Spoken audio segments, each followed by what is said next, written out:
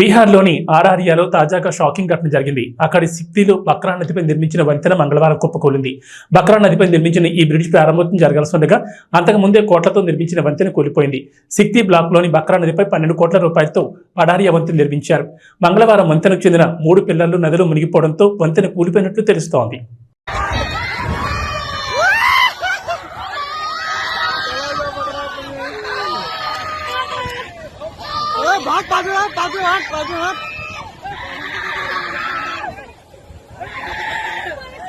बगरा नदी का पुल चला गया, देखिए आवाज भी नहीं।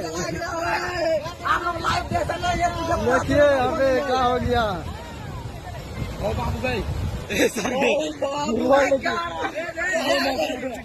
पहली बार देख ले लाइव में, पहली बार में